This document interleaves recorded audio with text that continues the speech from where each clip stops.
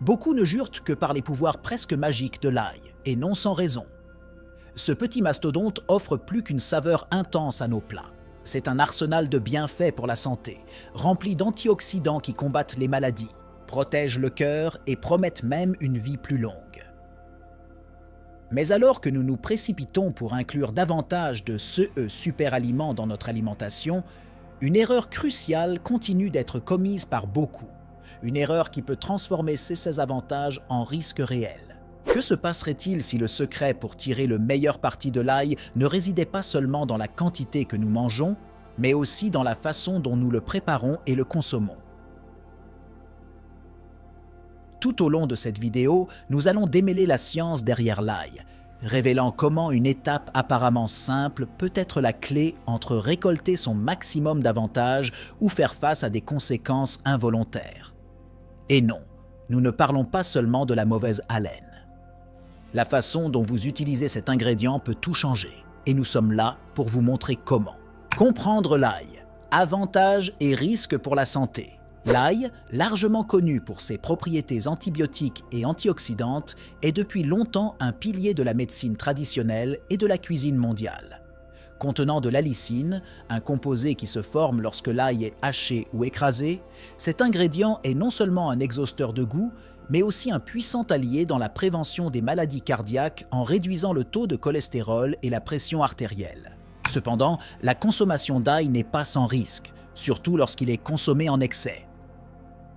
L'allicine, bien que bénéfique, peut provoquer une irritation gastro-intestinale chez certaines personnes et potentiellement entraîner des affections telles que des brûlures d'estomac ou un reflux gastro-œsophagien.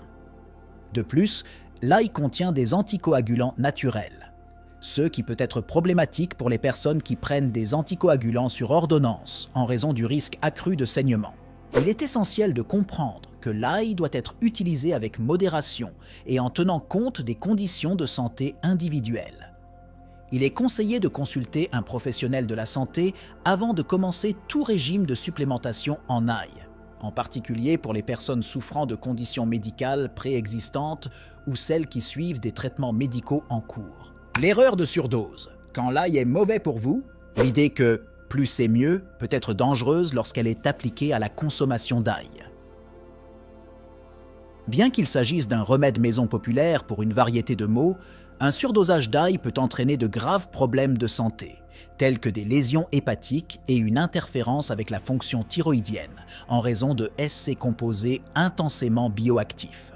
Les symptômes de la toxicité de l'ail peuvent inclure des troubles digestifs, des maux de tête, de la fatigue et, dans les cas extrêmes, des nausées et des vomissements. Ces symptômes sont souvent sous-estimés ou mal interprétés, ce qui peut entraîner un cycle de surdosage par inadvertance, en particulier chez les personnes qui cherchent des solutions naturelles à des problèmes de santé chronique sans la supervision d'un professionnel. L'éducation sur le dosage approprié est cruciale, et la personnalisation de la consommation d'ail doit être basée sur les besoins individuels et la tolérance.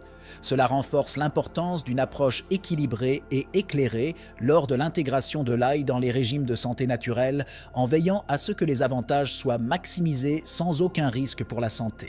L'interaction oubliée, l'ail et les médicaments. L'ail peut potentiellement altérer l'efficacité de certains médicaments, une interaction souvent négligée par les consommateurs. Son potentiel d'interférence avec les médicaments anticoagulants, tels que la warfarine, est bien documenté. Mais son impact sur les médicaments pour traiter des maladies telles que le VIH-Sida et le diabète est moins bien connu, où il peut modifier la façon dont ces médicaments sont métabolisés par l'organisme. Cette interaction se produit en raison des composés soufrés présents dans l'ail qui peuvent influencer les enzymes du foie responsables du métabolisme des médicaments. Lorsque ces enzymes sont altérées, la concentration des médicaments dans le sang peut devenir sous-thérapeutique ou toxique, compromettant l'efficacité du traitement et mettant en danger la santé du patient. Il est recommandé aux patients sous traitement médical de prendre rendez-vous avec leur médecin avant de commencer à consommer régulièrement de l'ail, en particulier sous forme de supplément. Cela permettra de s'assurer qu'il n'y a pas de contre-indication ou de besoin d'ajustement dans les doses des médicaments prescrits, fournissant un plan de traitement sûr et efficace. Attention au cru. Les risques de l'ail non cuit. Bien que l'ail cru soit souvent célébré pour ses qualités piquantes et ses bienfaits maximaux pour la santé, il comporte également des risques qui sont rarement discutés.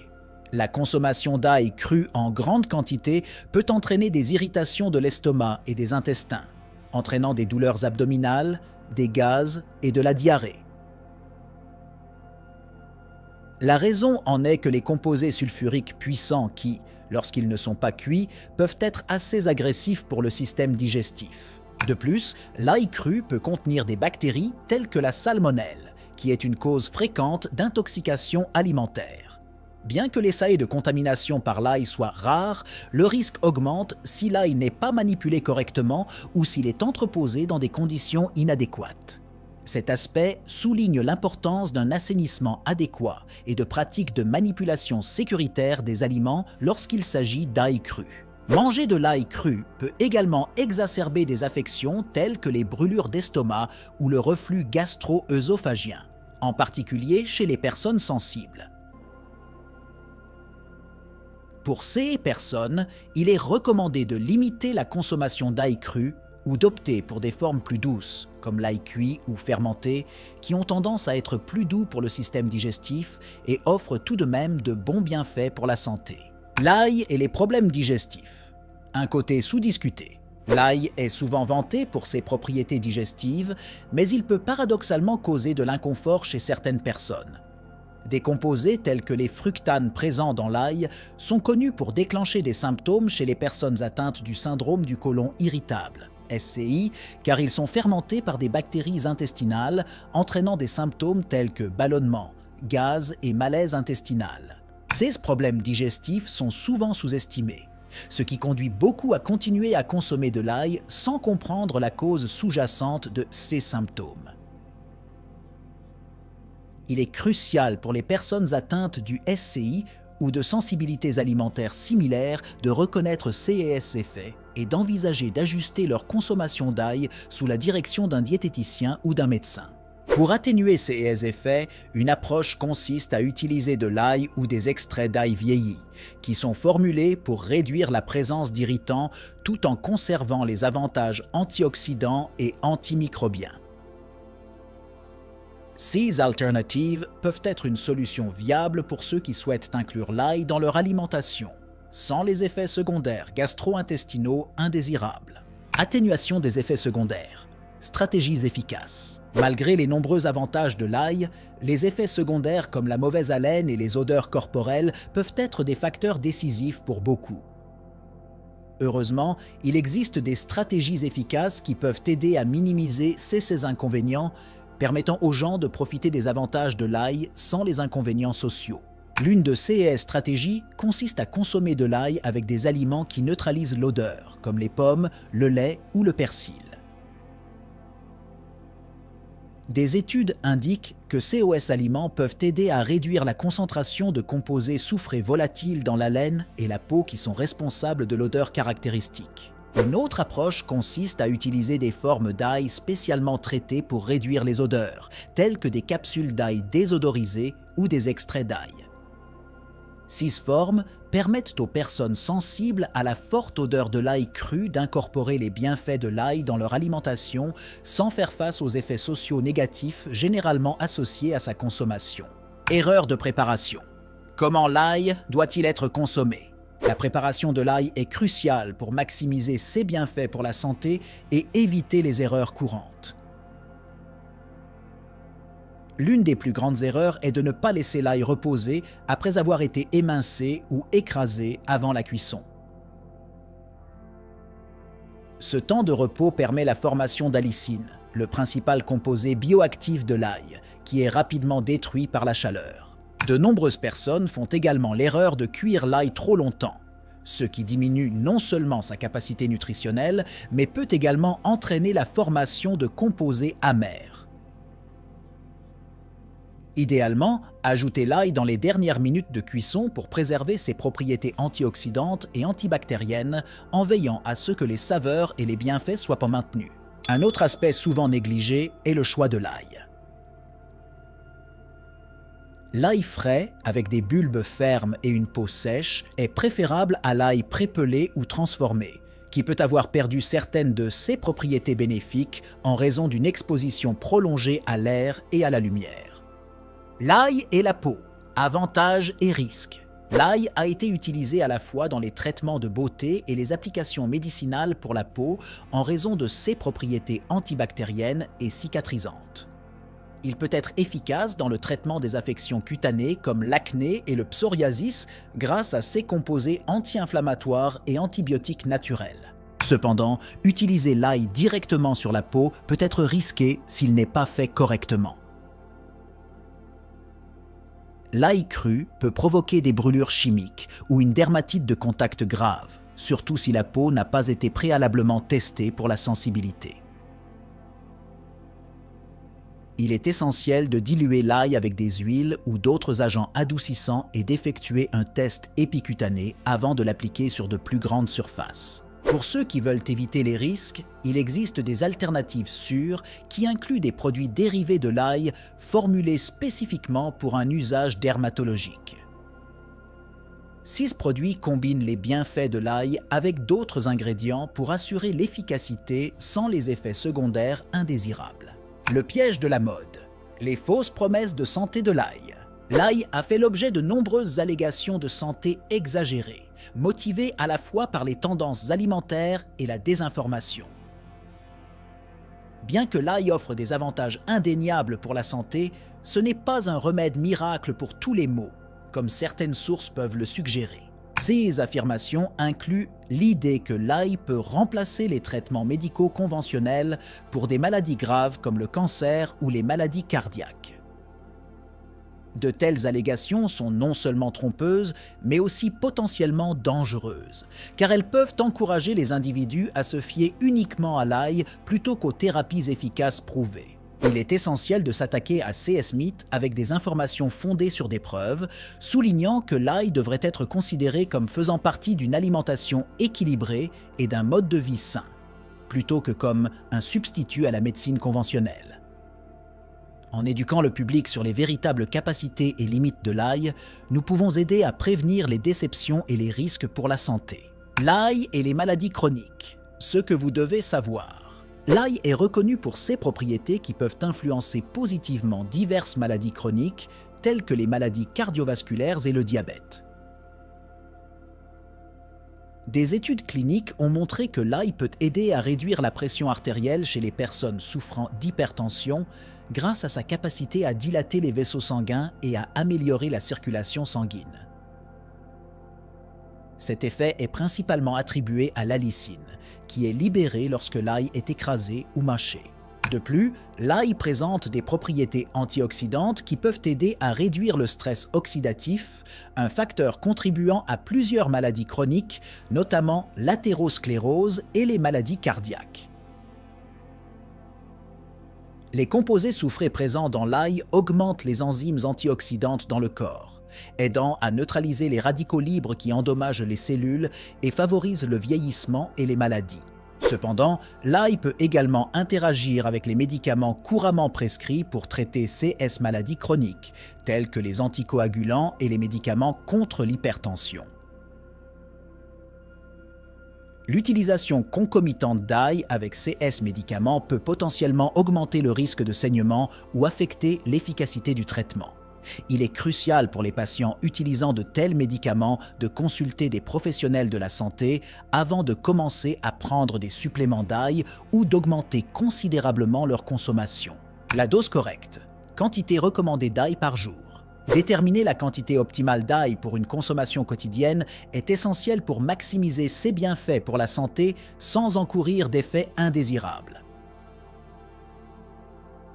La recherche suggère qu'environ 1 à 2 gousses d'ail par jour peuvent offrir des avantages pour la santé, tels que la réduction du cholestérol et l'amélioration de la fonction immunitaire. Cependant, il est important de considérer que la sensibilité à l'ail varie d'un individu à l'autre.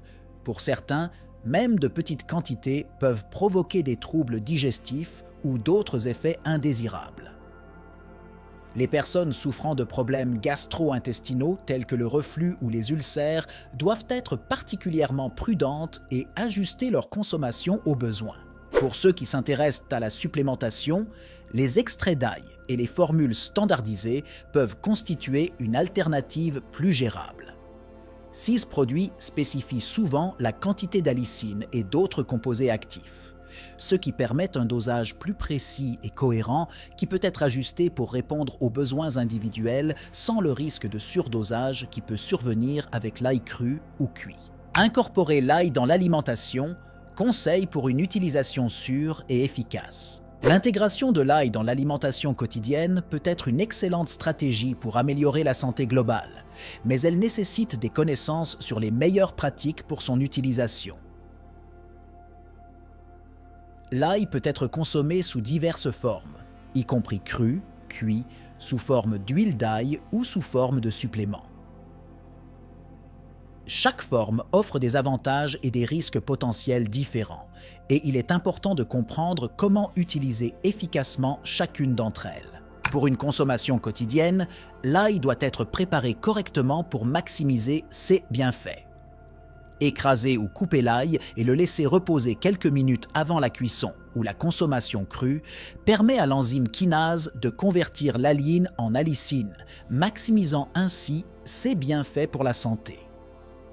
De plus, la combinaison de l'ail avec des sources de vitamine C, telles que les tomates ou les poivrons, peut augmenter l'absorption de ces composés bénéfiques.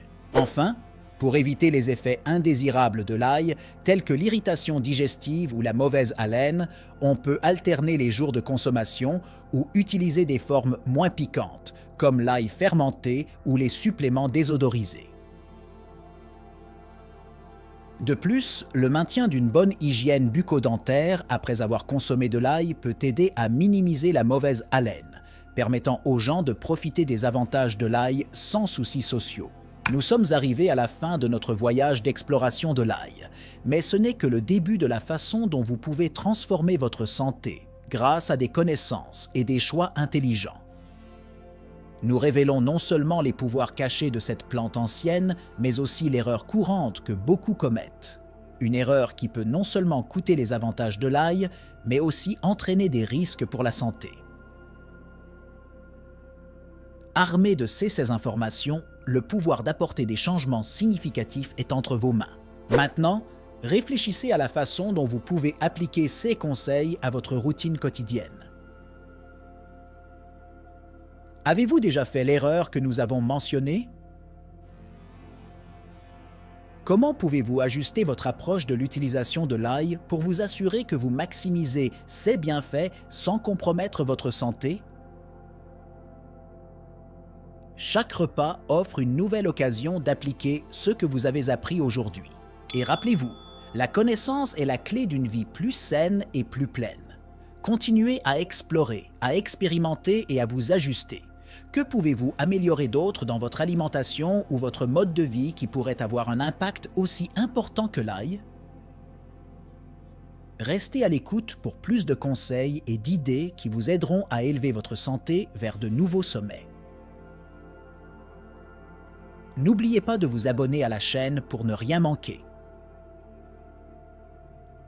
Continuons ce voyage ensemble.